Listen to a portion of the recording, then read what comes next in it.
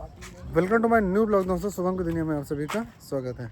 दोस्तों लोग पूछते हैं, काफ़ी लोग कमेंट कर रहे हैं कि डेयरी फार्मिंग करने से पहले आप क्या करते थे और अब दोनों, मतलब दोनों के लाइफ में क्या अंतर आया, पहले की लाइफ में और अब की लाइफ में। देखो, चेंज तो बहुत बड़ा आया है। पहले मेरे पास जो था कि मैं कपड़े की दुकान चलाता था, अपनी खुद की दुकान थी कपड़े की। यही कटी बगिया में थी, घर से 1 किलोमीटर दूर। तो मैं पूरा दिन वहीं पे रहता था। अब उसके बाद बंद हो गई, तो फिर कुछ दिन घर पे बैठा, फिर डेयरी फार्मिंग करने का सोचा और डेयरी फार्मिंग अब चल रही है। कपड़े की दुकान मैंने 4-5 साल तक चलाई। उसके पहले मैं जियो में प्रमोटर था, उसमें ओप्पो में, वीवो में, पैनासोनिक में प्रमोटर के एज अ प्रमोटर जॉब करता था। प्रमोटर का मतलब होता है कि फ़ोन सेल करना, फ़ोन की विशेषता बताकर फ़ोन को सेल करना कि भैया ये फ़ोन ज़्यादा अच्छा है, आप ये फ़ोन परचेज़ करो। ऐसे ही 3 कंपनियों में उस प्रमोटर रह चुका हूँ, मोबाइल की दुकान चला चुका हूँ खुद की, और कपड़े की, और अब डेयरी फार्मिंग। सक्सेस सब में रहा है। बस मेन नुकसान क्या है कि रोड हमारी तरफ बहुत ज़्यादा है बनती हैं, तो रोड बनती गई और दुकान टूटती गई, जिसकी वजह से बंद करना पड़ा। अब देखो, पहले की लाइफ में अब की लाइफ में अंतर क्या है। जब दुकान जाता था तो मैं उठ जाता था भाई 7, साढ़े 7 बजे, अपना उठे 9, साढ़े 9 बजे तो दुकान खोल दी। लेकिन डेयरी फार्मिंग जब से करने लगा, दुकान बंद हो गई। उसके बाद मैं सोकर उठता था 9 बजे, 10 बजे।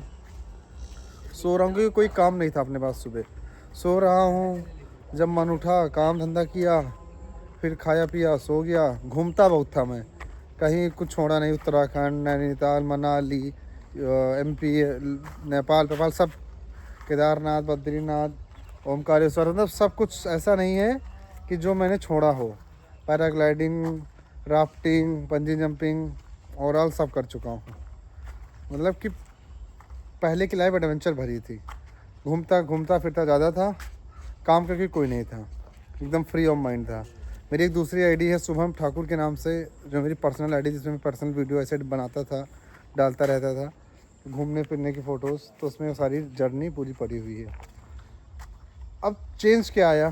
चेंज देखो यही आया कि पहले मैं जितना घूमता था अब घूम नहीं पा रहा हूँ। सुबह 4:30-4 बजे उठना होता है हर हालत में। उठते का नहीं, अपने पास काम होता है। काम क्या, सीधा डेयरी पे आना, काम धंधा किए और यहीं पे पड़े रहे। ये बहुत बड़ा अंतर है। कहीं घूमने फिरने जाना एकदम बंद हो चुका है, घूमने फिरने नहीं जा सकते। और मैंने जब से डेयरी फार्मिंग की उससे 1 साल पहले से मैं कहीं नहीं गया हूँ। मेरी लास्ट ट्रिप थी औली की। औली में गया था, वही 1 जनवरी सन 2024 में। तो हाँ, 1 जनवरी सन 2024 को मैं औली में ही था। और उसके बाद से मैंने ट्रिप बंद कर दी एकदम से। और उसके बाद से मैं 1.5 से 2 साल हो रहे हैं मैं कहीं नहीं गया। 1.5 साल समथिंग हो गए, मैंने कोई ट्रिप नहीं प्लान की और ना मैं कहीं गया हूँ। रीज़न क्या है? बिज़नेस। अगर आप बिज़नेस में जुड़ते हैं, उसको एक सीरियसली लेते हैं, तो ये सब का आपको त्याग करना पड़ेगा। त्याग करना क्या पड़ेगा, त्याग हो ही जाता है, क्योंकि हमें अपना ज़्यादा माइंडसेट बिजनेस की तरफ करना पड़ता है। और एक चीज़, अब रोज़ ब्लॉग बनाना है, डालना है, उसके लिए मुझे डेयरी पे होना ज़रूरी है। शॉर्ट वीडियो डालनी है, उसके लिए डेयरी पे होना ज़रूरी है। तो ये सब बहुत बड़ा चेंजेस आया। फ़ायदा यही है कि हाँ चलो, मैं डेयरी पे रहता हूँ, अपना टाइम कहीं बर्बाद नहीं हो रहा, ना दोस्तों के साथ घूम फिर पा रहा हूँ, ना कुछ। ये एक अंतर आया है। मतलब अपने काम के प्रति एक कंसल्टेंसी बन चुकी है प्रॉपर तौर से, कि अब मुझे यहीं पे रहना है, काम करना, घूमना फिरना बिल्कुल बंद। शादी निमंत्रण में जाना है तो फटाक से टाइम टू टाइम वापस आ जाना है। 4:30-5 बजे अपने घर पे होना है।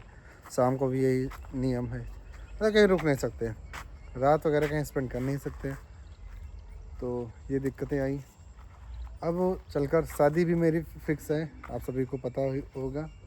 तो शादी नवंबर में है, 26 नवंबर को, ठंड में। ये होटल में है, आराध्या होटल में। जिसको आना हो आ सकता है। उसके लिए बहुत समय, एंगेजमेंट हो चुकी है। एंगेजमेंट 15 अप्रैल को थी। मैंने आप लोग को हिंट दिया था। तो ये मेरी जर्नी है, मेरी लाइफ है, पहले की और अब की, और जो अब आगे होने वाला है मैं वो आप सबको बता रहा हूँ। पर्पस यही है कि डेयरी फार्मिंग करनी है, डेयरी फार्मिंग में आगे बढ़ना है, ब्लॉगिंग करनी है, और वीडियो जो शॉर्ट वगैरह डालता हूँ ये सब कर आगे बढ़ना है, और अच्छा पैसा कमाना है, और अच्छी पहचान बनानी है। ये मेरे मोटिव हैं। निर्भय यहाँ 1 मिनट तार सही कर दे दो कीजिए, किसी मिनट लड़का रही मशीन का तार ये सही कर दो। ये देखो, हाँ वे लटका दो, हाँ ये धर दो, हाँ बस। हाँ तो ये मोटिव मेरा यही है कि डेयरी फार्मिंग करना है, डेयरी फार्मिंग में सक्सेस होना है और आगे बढ़ना है। और मोटिव ये भी है कि ब्लॉगिंग करने से जितना ज़्यादा से ज़्यादा फ़ायदा हो सके, जितना हो सके आप अपनी पहचान बना सकूं लोगों के बीच, कि लोग मुझे जान सके, ये सब करना है। और कुछ नहीं, कोई जॉब नहीं कर सकता। अब जो करना है इसी से संबंधित सारे काम करने हैं। फॉगर देखो बढ़िया चल रहा है, कितना अच्छा लगता है। फॉगर चलने से मुझे खुद इतनी मज़ा आ रही है, तो इनको कितनी आती होगी। देखिए कितने बढ़िया चल रही है, देखो। तो हमें पकड़ो। तो यही मोटिव रहा है और ये मेरी जर्नी थी। भाई हम 2 भाई हैं। हमारे बड़े भैया अर्जुन सिंह चौहान वो जॉब करते हैं, गवर्नमेंट जॉब करते हैं। और अभय निर्भय हमारे चाचा के लड़के हैं। ये दोनों लोग हमारे साथ, हम अभय निर्भय 3 लोग मिलकर डेयरी फार्मिंग चलाते हैं और कंटेंट क्रिएट करते हैं इंस्टाग्राम, यूट्यूब और फेसबुक पे। सबके अपने अपने फॉलोअर हैं अलग अलग। मोटिव कुल मिला के तीनों भाइयों का हमारा यही है। अर्जुन भैया को तो डेयरी फार्मिंग से मतलब नहीं, ना प्रॉफिट से ना कुछ, उनको उनका जॉब से मिल जाता है। मम्मी पापा हमारे नहीं हैं, मम्मी की भी पेंशन वगैरह आती है, वो उनका वो चल जाता है। मेरे बचा मेरा तो मैं डेयरी फार्मिंग से और ब्लॉगिंग से और यूट्यूब के उससे इंस्टाग्राम से जो अर्निंग होती है उसी से अपना खर्चा चलता है। घूमना फिरना अभी बिल्कुल बंद है। अब घूमना फिरना अब शादी के बाद ही हो पाएगा, यानी कि 2027 में घूम फिर पाएंगे। तब तक के लिए सारी ट्रिप एकदम क्लोज है। क्लोज होने का कारण तो आपको पता ही है कि कंसल्टेंसी में दिखानी है सिर्फ बिजनेस की तरफ से।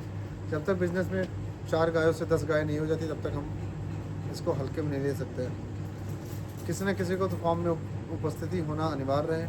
हम 3 लोग हैं, 3 में से 2 लोग को तो होना अनिवार्य है फॉर्म पर, चाहे जो। हम नहीं है तो अभय निर्भय नहीं है तो हम।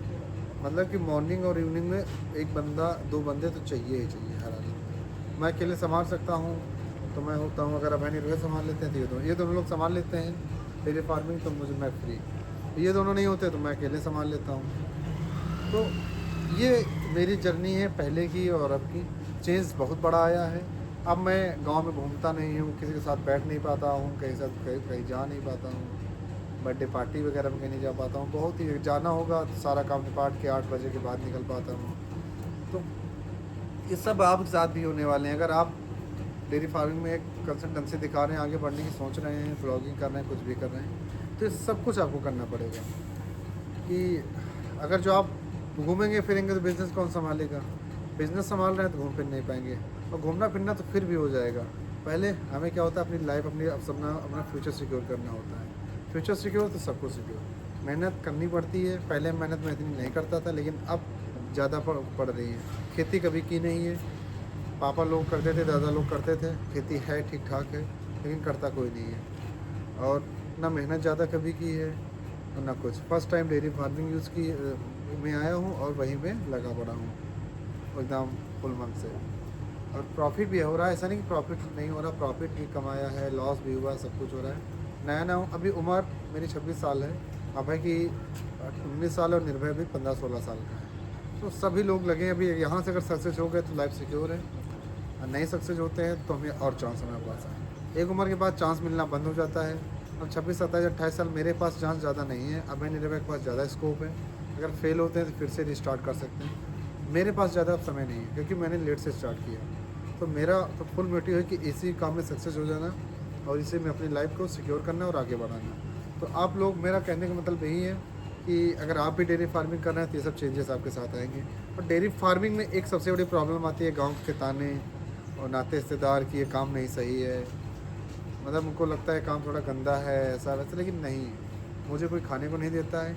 मैं अपने पैसों से कमाता हूँ, अपनी मेहनत करता हूँ, तब मुझे कुछ मिलता है। मैं उसी को अपनी बॉडी पे, अपनी फैमिली पे इन्वेस्ट करता हूँ। तो किसी कहने पे आपको भी नहीं आना है, आपका अपना माइंडसेट बनाना है कि आप क्या करना चाह रहे हैं। किसी के कहने पे नहीं जाना है। अगर आपके पास क्षमता है डेयरी फार्मिंग करने की, आप कंसल्टेंसी कर सकते हैं, इस समाज का सामना कर सकते हैं, और सुबह 4 बजे उठ सकते हैं तो डेयरी फार्मिंग करना बिल्कुल सही है, अन्यथा नहीं है।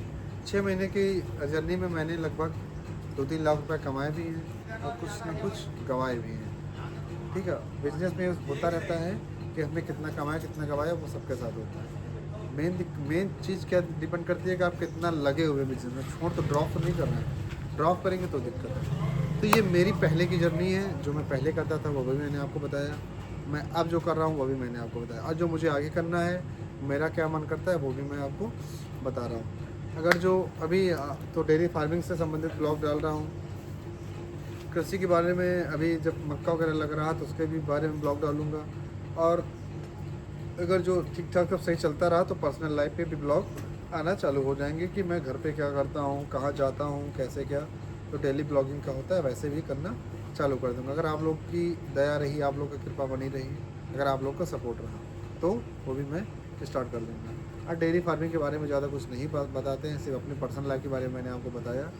तो कमेंट में ज़रूर बताना कि मैंने कहाँ पे गलती की है, क्या मैंने अच्छा किया है, और क्या मैं सक्सेस हो सकता हूँ, ये कमेंट में आप ज़रूर बताना, और अपनी राय ज़रूर रखना। मेरी जर्नी तो आप सब जान ही चुके हैं। मेरे घर पे मतलब कि सबकी शादी हो चुकी, मैं ही बचा हूँ। तो मेरी नवंबर में है, 26 नवंबर को, 26/11। तो याद रखना सभी लोग, तो कमेंट जरूर करना कि कैसे लगी मेरी जर्नी, और कैसा मेरा पास था, कैसा फ्यूचर है, कैसा प्रेजेंट है, सब मैंने आपके बारे में बता दिया आप सभी को।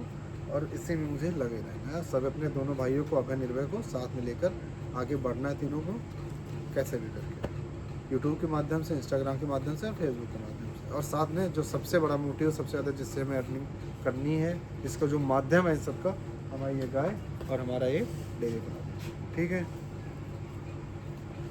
तो ठीक है दोस्तों, ब्लॉग ये समाप्त करते हैं। कैसी लगी मेरी जर्नी कमेंट में ज़रूर बताना। मिलते हैं आपको नेक्स्ट ब्लॉग में। Bye bye.